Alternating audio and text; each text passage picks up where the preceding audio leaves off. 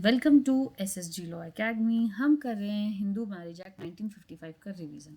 इसकी detailed videos जो हैं वो मेरे चैनल पे ऑलरेडी अपलोड है। एक सेपरेट प्लेलिस्ट है जिसे आप जाके देख सकते हैं और अपनी इन्फॉर्मेशन गेन कर सकते हैं और अपने एग्जाम की प्रिपरेशन कर सकते हैं। ठीक है, अब 1955 से पहले क्या हुआ था, और ये भी है कि किन किन एग्जाम्स में इंपॉर्टेंट है। कल यूजीसी नेट का एग्जाम है, ठीक है, जो हर 6 मंथ में होता है। उसके लिए ये एक बहुत इंपॉर्टेंट सब्जेक्ट है और बहुत इंपॉर्टेंट एक्ट है। अपार्ट फ्रॉम दैट, अगर आप जुडिशरी कर रहे हैं या आप एलएलबी या बीएलएलबी कर रहे हैं तो ये बहुत इंपॉर्टेंट है। और अगर आप हिंदू हो तो आपके लिए ये पर्सनल लॉ में जानना भी ज़रूरी पड़ जाता है, थोड़ी सी डिटेल्स, ताकि हम सोसाइटी में रहते हैं जैसे, तो उसको और अच्छे से हम रह सकें। ठीक है, तो आज हम एक बहुत ही इसको सुपर फास्ट रिवीजन करेंगे क्योंकि डिटेल्ड वीडियोस ऑलरेडी अपलोड हैं, ताकि हम जो एग्जाम के पॉइंट ऑफ व्यू से इंपॉर्टेंट है वो हम कर सकें। तो ये एक्ट है 1955 का। बिफोर 1955 कोई कॉडिफाइड लॉ ही नहीं था। ठीक है, कॉडिफाइड लॉ नहीं था, और ये सिर्फ किस पे चलता था? कस्टम्स पे। ठीक है, जो जहाँ के कस्टम्स हो गए उनके हिसाब से चल रहा था। सोसाइटी के अपने हो गए या फिर किसी कास्ट के अपने हो गए, तो इस हिसाब से चल रहा था। ये कोई कॉडिफिकेशन नहीं था, यूनिफॉर्म लॉ नहीं था। लेकिन 1955 के बाद ये कॉडिफिकेशन आया। ये एक्ट नंबर 25 है 1955 का, और ये एनफोर्स हुआ था 18 मई 1955 को। तो ये बहुत इंपॉर्टेंट है, एनफोर्सेबल डेट 18 मई 1955 को। ठीक है, ये एक्सटेंड करता है पूरी इंडिया पे, सब पे, और साथ में उन हिंदूज पे भी जो डोमिसाइल्ड करते हैं in territory which this act extends हुआ आउटसाइड द सेट टेरिटरी। तो बेसिकली इंडिया से बाहर भी। तो ये क्या हो गया? ये हो गया लेक्सी लॉ की, जिसकी डिटेल वीडियो हमारे चैनल पे अपलोड है।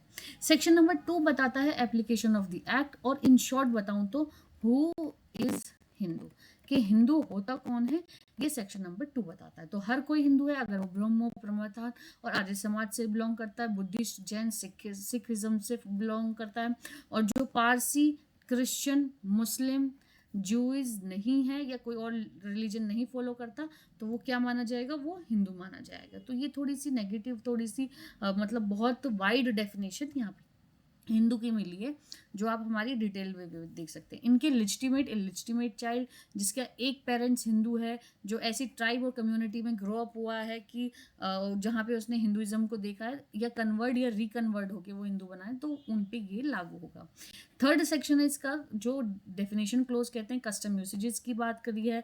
सर्टन होना चाहिए, है ना, और अनरीजनेबल नहीं होना चाहिए, ये सब है। बी में डिस्ट्रिक्ट कोर्ट की बात करते हैं, तो प्रिंसिपल सिविल कोर्ट जो होगी वो इसका ओरिजिनल जुडिक्शन कैरी करेगा। सी बात करता है फुल ब्लड हाफ ब्लड की, तो 2% फुल ब्लड हाफ ब्लड कैसे होंगे? जैसे ये हो गए हस्बैंड और ये हो गए wife.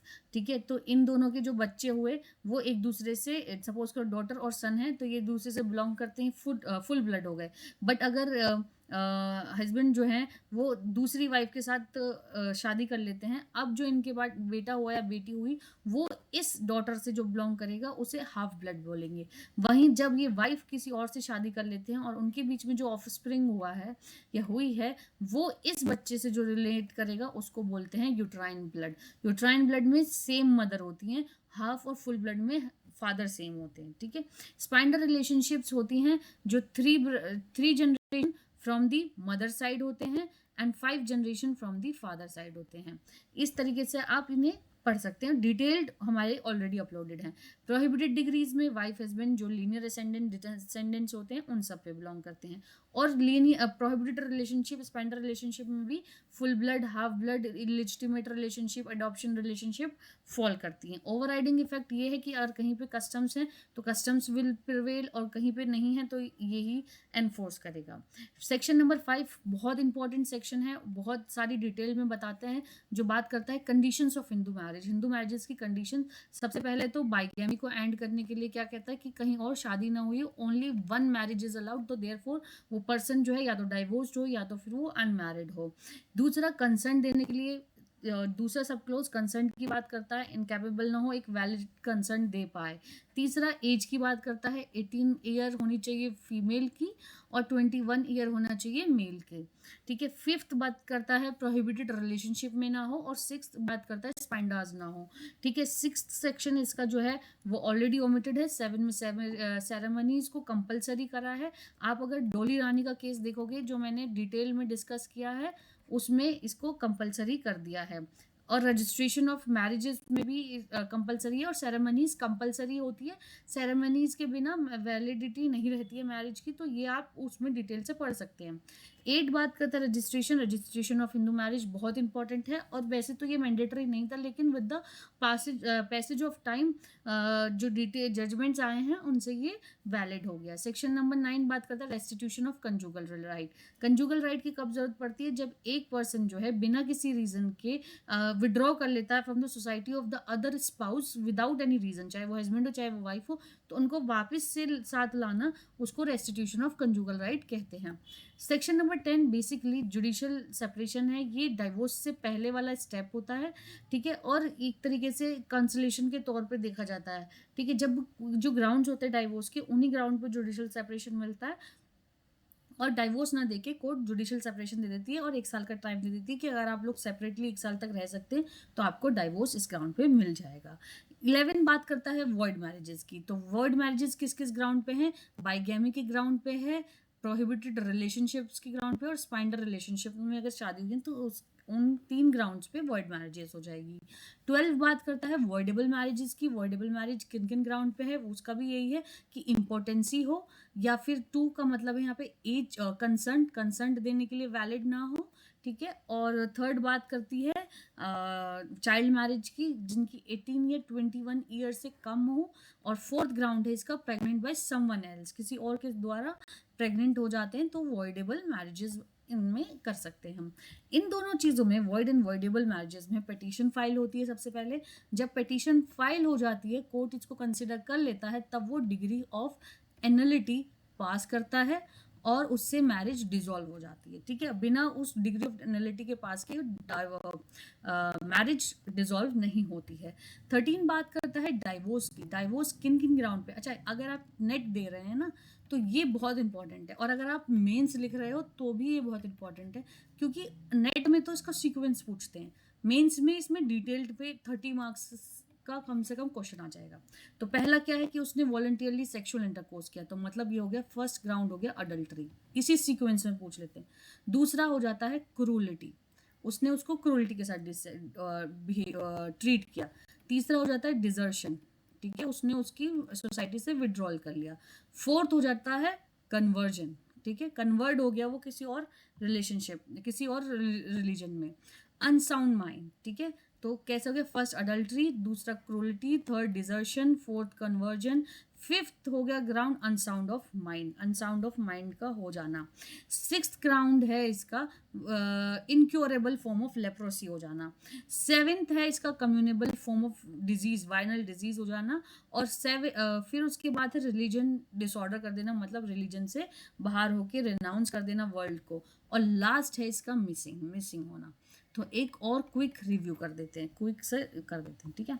Adultery, cruelty, desertion, unsoundness of mind, disease, leprosy disease, communable disease, renounce of the world, and then last है इसका मिसिंग। बहुत इंपॉर्टेंट है, बहुत बार क्वेश्चंस ऐसे ही सीक्वेंस में पूछ लेते हैं।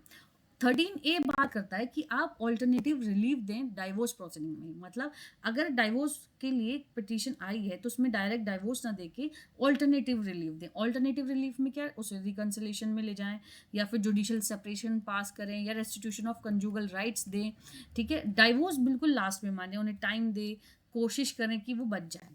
13B बात करता है divorce by mutual concern. Mutual concern से भी पार्टीज डाइवोर्स ले सकती हैं, कि दोनों आए कि हम म्यूचुअली कंसर्न करते हैं विदाउट एनी रीजंस, और साथ में 6 महीने बाद वो जब सेपरेट रहेंगे तो वो पिटीशन डालेंगे, और साथ में 1 ईयर का टाइम उनको मिलेगा कि वो सेपरेट रहें। 14 में बात करी गई है कि कोई भी पिटीशन ऑफ डाइवोर्स जो है ना, एक्सेप्शन सर्टन सर्कमस्टेंसेज, 1 ईयर के अंदर अंदर शादी के ना हो, 1 साल जब शादी का हो जाए। लेकिन अगर कोई ऐसी एक्सेप्शनल हार्डशिप है या exceptional deprivative on the part of respondent है कि अब वो मतलब danger for the life, limb और इंजरी मिल सकती है या कुछ ऐसा, तो उन ग्राउंड पे कोर्ट ने यहाँ पे 1 साल से पहले भी डाइवोर्सेस जो है अलॉट किए हैं। 15 बात करता है divorce person when can marry again, कब कर सकता है? जब अपील का टाइम खत्म हो चुका हो, अपील डिसमिस हो चुकी हो, और या फिर अपील करी नहीं हो, और जो है वो एनफोर्स कर लियो तो पर्सन जो है वो शादी कर सकता है किसी भी टाइम। 16 बात करता है legitimacy of children of void and voidable marriage. Void और वॉइडेबल मैरिज से कोई इफेक्ट लेजिटिमेसी ऑफ चाइल्ड पे नहीं पड़ेगा, बच्चा लेजिटिमेट रहेगा। जैसे कि अगर ये शादियाँ वॉइड या वॉइडेबल नहीं होती, एक वैलिड मैरिज होती, तो जैसे वो उसमें लेजिटिमेट रहता, सेम वेज यहाँ पे भी रहेगा। 17 बात करते हैं पनिशमेंट ऑफ बाइगैमी। बाइगैमी की अगर पनिशमेंट हो बाइगैमी की के लिए कितनी मिलेगी, तो 494 495 ऑफ आईपीसी में पनिशमेंट है इसकी। अब ये बीएनएस में हो चुकी है, जिसका मुझे सेक्शन अभी तो फिलहाल याद नहीं है, तो वहाँ पे जाके पनिशमेंट यहाँ पे मिलेगी। 18 बात करता है punishment for contravention of certain other condition, जैसे 3rd, 4th और 5th। That means as, prohibited relationship और स्पेंडर रिलेशनशिप में अगर शादी हो जाती है तो उनकी कंडीशंस क्या होंगी, वो होगी 2 साल और 1 लाख रुपए तक की जो है यहाँ पे पनिशमेंट मिलेगी। मतलब अगर आपने एज कम है तो आपको 2 साल तक की सजा या 1 लाख रुपए या दोनों पनिशमेंट मिल सकती है। अगर प्रोहिबिटेड रिलेशनशिप या स्पेंडर रिलेशनशिप में शादी कर ली है तो 1000 रुपीज तक का फाइन, 1 मंथ की पनिशमेंट या दोनों भी मिल सकती हैं। ठीक है, अब आ जाता है जुडिक्शन एंड प्रोसीजर को लेके, जो है सेक्शन नंबर 19। कोर्ट बात करती है जब पिटीशन प्रेजेंट होगी तो हर एक पिटीशन कहाँ प्रेजेंट होगी, ऑर्डिनरी ओरिजिनल सिविल जुडिक्शन में। ऑर्डिनरी ओरिजिनल सिविल जुडिक्शन कौन से होते हैं, जहाँ पे या तो दोनों स्पाउस कभी साथ रहे हों, ठीक है, या फिर वो लोग शादी के बाद रहे हों, या जहाँ पे वाइफ रह रही हो, जहाँ पे सोलमनाइज हुई हो, पार्टी लास्ट रजिस्ट टुगेदर, तो वो सब चीज़ें ओरिजिनल जुडिक्शन कैरी करते हैं। Content and verification of the petition, court ने कहा कि हर एक जो पिटीशन इस एक्ट में फाइल होगी shall be distinctly as nature of the case permit, facts जो क्लेम किए गए हैं उनको देखी जाएगी, और कोई conclusion between the petitioner and other party to the marriage, उस कंक्लूजन पे आने से पहले पहले पूरी तरीके से उसकी कंटेंट की वेरिफिकेशन की जाएगी। 20 बात करता है application of act number 5 of 1908। मतलब सीपीसी जो है वो इसका जो प्रोसीजर है यहाँ पे, इसके अंदर प्रोसीजर सीपीसी वाला फॉलो होगा, क्योंकि ये पर्सनल लॉ जो होते हैं ना वो सिविल नेचर के होते हैं, इसलिए यहाँ पे सीपीसी लागू होगा। ये 21 का है, कह रहा है 21 ए कहता है power to transfer petition in certain case. कुछ ऐसे सर्कमस्टेंसेज हैं कि पिटीशन जो है ट्रांसफर करनी पड़ेगी। सपोज करो वाइफ को ट्रैवल करना पड़ रहा है, बच्चा भी छोटा है, तो कोर्ट वहाँ पे ट्रांसफर कर देगी। तो ऐसे ग्राउंड्स पे पावर की गई, कोर्ट के पास पावर होती है पिटिशंस को ट्रांसफर करने की। डिटेल वीडियो हमारे चैनल पे ऑलरेडी अपलोड है, आप जाके देख सकते हैं। 21B बात करता है special provision relating to trial and disposal of petition under this act. 21C बात करता है डॉक्यूमेंट्री एविडेंस। ठीक है, यहाँ ये कहा गया है notwithstanding anything in enactment to the country, no document shall be inadmissible in evidence in any proceeding of trial of a petition under this act on the ground that it is not duly stamp और registered. Documentary evidence की बात यहाँ पे कही गई है कि वो रजिस्टर्ड नहीं है, स्टैम्प नहीं है, इस वजह से उसकी वैलिडिटी खत्म नहीं होगी अनलेस ये एक्ट ऐसा बताता है। सारी प्रोसीडिंग कहाँ पे होगी, इन कैमरा होगी and may not be printed and published. तो यहाँ पे प्राइवेसी का पूरा ध्यान रखा जाएगा, और ये shall to be conduct in camera, ये पिछली बार नेट में आया था, और ये ही सेम क्वेश्चन उत्तराखंड जुडिशरी का भी है। ठीक है, उत्तराखंड जुडिशरी में भी ये क्वेश्चन आ चुका है कि शेल कैमरा जो है, कैमरे में प्रोसीडिंग होगी शेल। ठीक है, और ये कहा गया है सेक्शन नंबर 22 में। डिग्री इन प्रोसीडिंग, अगर डिग्री इन प्रोसीडिंग में है तो उसको रिलीव दी जाएगी। ठीक है, अब आ जाते हैं 23 सीधा 24 पे। 24 बात करता है maintenance pendently and expenses of the proceeding. Basically in short बताऊं तो यहाँ पे मिलता है इंटरिम मेंटेनेंस, सेपरेट वीडियो है, आराम से जाके मेंटेनेंस के बारे में पढ़ सकते हैं।